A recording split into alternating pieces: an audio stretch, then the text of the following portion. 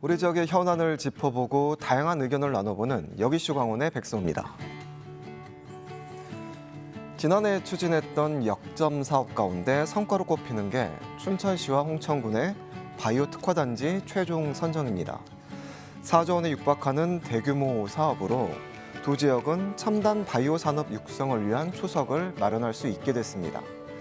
바이오 특화단지뿐 아니라 2025년은 춘천시와 홍천군의 성장과 발전을 위해 중요한 시기입니다. 여기슈 강원 신년 기획으로 춘천시와 홍천군의 2025년 청사진을 들어보도록 하겠습니다. 오늘 이 시간 육동환 춘천시장 나오셨습니다. 안녕하십니까? 네, 안녕하십니까? 예, 시장님, 시청자 여러분과 시민 여러분들께 새해 인사부터 전해주시죠. 예, 춘천 시민 여러분, 여러분의 시장 육동환입니다. 작년 한 해 수고 많으셨고 희망찬 새해를 같이 맞이했습니다. 우리 춘천시와 저는 지난 2년여 정말 열심히 일했습니다. 그간의 춘천이 낙후와 정체를 벗어나서 새롭게 도약하는 기반을 다 만들었다고 생각합니다. 올해는 이런 일들이 잘 마무리해서 시민 여러분께 성과로 가시화할 수 있는 그런 한 해가 될 것입니다. 두 번째는 나라 경제가 굉장히 어렵고 지역 경제도 어렵습니다. 내수가 부진하고 공실률이 늘어나고 있습니다. 우리 시는 작년 말부터 민생 대책에 주력하고 있습니다. 전국의 어느 도시보다 빠르게 움직여서 서민과 취약계층, 소상공인, 중소기업들의 짐을 덜어두기 위해서 올해도 최선을 다하겠습니다. 작년 말 안타까운 제주항공 사건으로 안전에 대한 걱정이 더 커지고 있습니다. 평소에도 시정의 제일 목표는 안전이었지만은 더 낮게 겸손하게 주변의 모든 것을 잘 살펴서 춘천이 더욱 안전한 도시로 되도록 노력하겠습니다. 아무쪼록 시민 여러분 올해도 건강하시고 늘 하시는 일을 다 이루시기 바라겠습니다. 시장이 또 우리 시정이 시민 여러분들 일상을 잘 지키도록 하겠습니다. 이제부터 본격적으로 지역 현안에 대해서 좀 얘기 좀 해보도록 하겠습니다.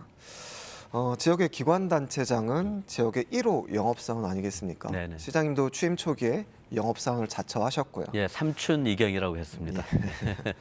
예, 지난해 1호 영업사원의 실적은 좀 괜찮은 편이었나요? 자화자찬으로 들으시 모르겠지만은 앞으로 이것을 어떻게 다 감당할까 할 정도로 많은 일을 했습니다. 몇 가지 좀 말씀드리면은 기업혁신파크를 유치했습니다. 네. 기업혁신파크는 20년 동안 춘천이 정체와 그다음에 소외에서 벗어날 수 있는 중요한 일이고 이것을 유치하기 위해서 정말 피눈물 나는 노력을 했다는 말씀을 드리겠습니다. 아까 사회자 말씀하셨지만은 춘천의 바이오 산업은 백여섭 시장으로 시작해서 상당히 궤도에 올라와 있습니다. 국가 첨단 전략 산업 특화 단지를 유치했습니다. 이것이 앞으로 춘천 바이오의 미래를 이끌 것입니다.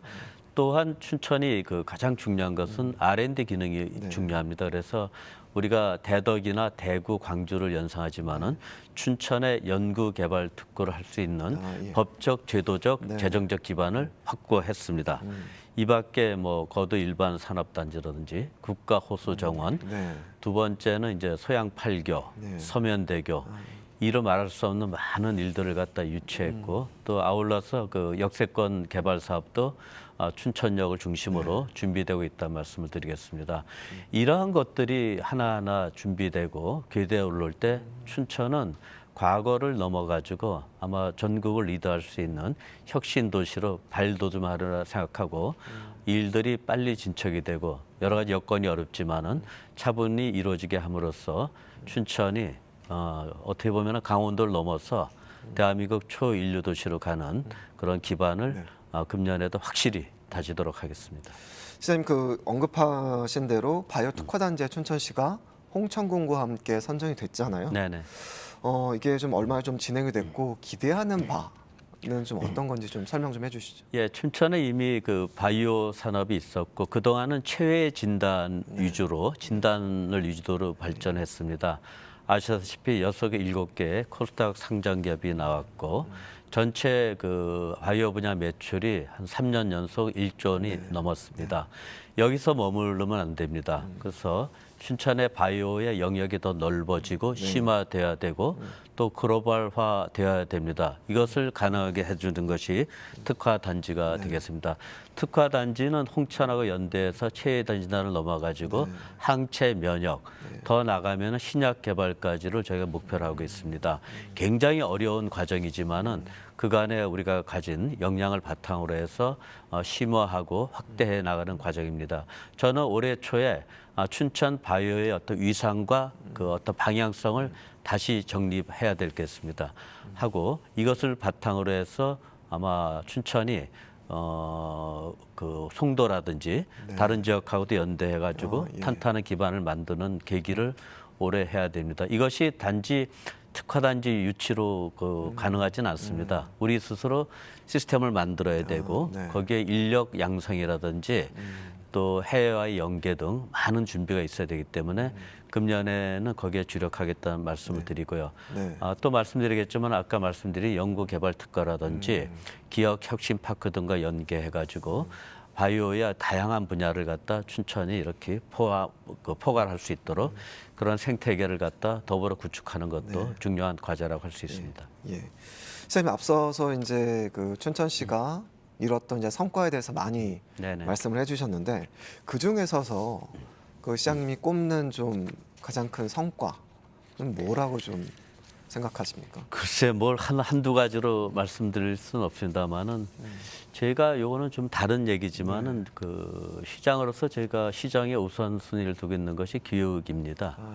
아시다시피 지금의 어떤 지역 소멸, 인구 소멸 문제도 그 근저에는 교육의 어떤 그 몰락이 있습니다. 그래서 교육이 망가지면은 지역은 영원히 회복할 수가 없습니다. 당연하지 않습니까? 그런 결과가 작년 초에 우리가 유치했던 교육발전 특구입니다.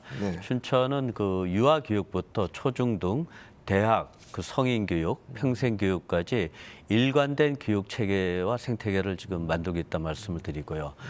가장 중요한 것은 춘천의 그 인재들이 조기에 춘천을 벗어나지 않는 것입니다. 춘천의 어떤 리더가 될 인재들이 초등, 중등 단계에서 춘천을 떠나면은 지역의 미래가 있겠습니까?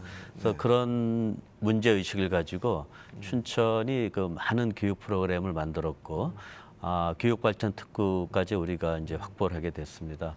교육발전 특구는 교육부가 오히려 춘천에 와서 배워서 그 나중에 그 모델을 만드는 건데 이게 사실입니다. 그래서 가장 그 고민하고 있고 또 확실히 하고자 하는 것이 춘천을 전국 최고의 교육도시로 만드는 겁니다. 이것이 아까 말씀드린 춘천의 산업이라든지 문화 모든 영역의 기초가 됩니다. 춘천을 그 명실상부한 교육도시를 만들어서 학교 때문에 교육 때문에 나가는 것이 아니고 오히려 춘천을 오는 그런 도시를 만들고자 노력했고 상당한 성과를 지금 그 거두고 있다는 말씀을 드리겠습니다. 지난해가 교육발전 특구의 첫 해였는데 선정되고 나온 첫 해였는데 첫 발걸음 잘 디뎠다고 평가하십니까? 물론입니다. 예, 물론이고 가장 중요한 거는 이제 대학과의 연대가 되겠습니다. 춘천은 6개의 대학이 있고 강원대학교와 한림대학교라는 거대 유수한 대학이 있습니다. 양 대학 모두 작년에 글로컬 대학으로 선정이 됐습니다. 춘천으로서는 엄청나게 그 다행스러운 일이죠. 그래서 지금 하고 있는 모든 일들, 지금 말씀하신 바이오, 교육, 관광 뭐 여러 가지 또 저희가 캠페이지에 구현하고자 하는 최첨단 영상 산업까지 다 대학하고 연계가 됩니다. 그래서 이걸 통해서 춘천에서 필요한 산업의 그 인재가 육성이 되고 그 인재들이 춘천에서 일을 하면서 머물게 되고 그렇게 하면서 춘천이 발전하는 그런 선순환 구조를 만드는 과정에 교육도 중요한 역할을 하고 있다는 말씀을 드리겠습니다.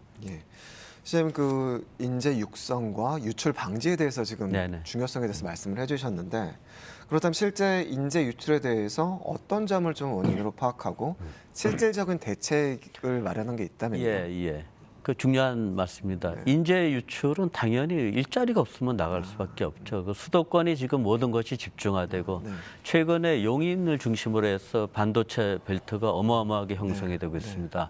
그 자체가 불필요하다고 제가 말할 수는 없지만은 한편으로는 용인이나 수도권이 지금도 여전히 많은 인재를 빨아들이는 그렇죠. 그런 블랙홀이 네. 되고 있다는 것은 시장으로서 굉장히 염려가 되는 것입니다. 모든 정부가 그 균형 발전을 위해서 노력했고 저도 정부 시절에 각 정부마다 그 일을 했지만은 네. 백약의 무효인 상태입니다. 지금도 마찬가지입니다. 말씀드리면은 지지난 정부에는 부동산 정책 실패 때문에 서울과 수도권에 많은 그 신도시 계획이 발생됐습니다. 그건 역시 또 지역의 인재를 갖다 빨아들이는 그 블랙홀입니다. 최근에 산업적 이유로 반도체 등이 다시 수도권에 집중되는데 이것 역시 마찬가지입니다. 어렵지만은 저희가 이제 피나는 노력을 할 수밖에 없습니다. 그중 하나가 그 우리가 기르는 지역에서 인정되는 양성되는 인재들이 지역에서 일을 하게 해야 됩니다. 그것이 바이오고 영상 산업이 그렇습니다. 한 가지 더 말씀드리겠습니다.